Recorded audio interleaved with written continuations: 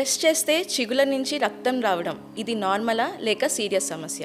Hi, I'm doctor Jishnavi, periodontist and implantologist from Asian Dental, Hyderabad. ఈ వీడియోలో మనం గమ్స్ నుంచి బ్లీడింగ్ ఎందుకు వస్తుంది, ఎప్పుడు నార్మల్, ఎటువంటి సిచ్యువేషన్స్లో మనం డాక్టర్ని కన్సల్ట్ అవ్వాలి అండ్ మనం ఇంట్లో పాటించే చిన్న సొల్యూషన్స్ ఏంటి అనేవి డిస్కస్ చేద్దాం. ముందుగా ఈ గమ్స్ బ్లీడింగ్ అనేది ఎందుకు జరుగుతుంది, వీటిలో కొన్ని రీజన్స్ ఏంటో తెలుసుకుందాం.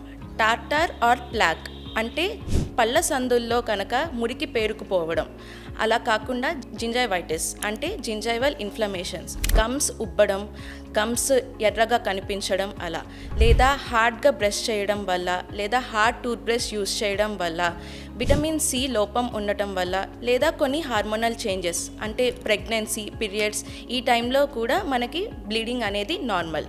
ఎటువంటి సిచ్యువేషన్స్లో మనం ఈ బ్లీడింగ్ అనేది నార్మల్గా చూసుకోవచ్చు?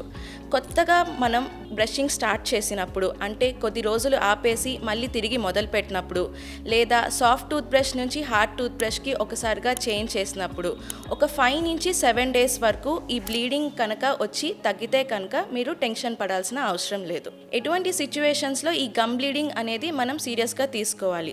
పళ్ళ మధ్య సందులు ఏర్పడుతున్నప్పుడు, పళ్ళు లూజుగా అవుతున్నట్టు అనిపిస్తున్నప్పుడు, రోజు బ్రష్ చేసిన ఈ బ్లీడింగ్ అనేది తగ్గనప్పుడు, గమ్స్ అనేవి ఉబ్బి చీము ఇలాంటివి మనం అబ్జర్వ్ చేసినప్పుడు మనం ఇది సీరియస్ కండిషన్గా తీసుకోవాలి.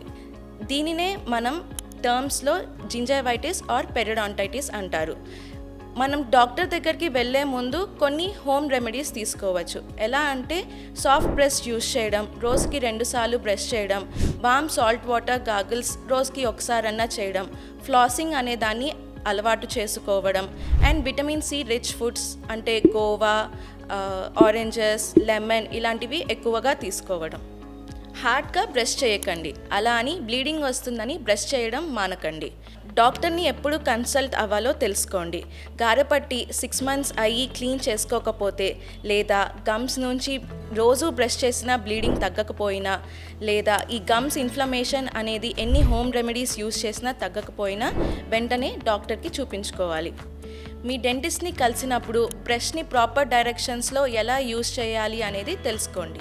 గమ్స్ బ్లీడింగ్ చిన్న సమస్య అయినా వదిలేస్తే అది పెద్ద పెద్ద సమస్యలకు దారితీస్తుంది.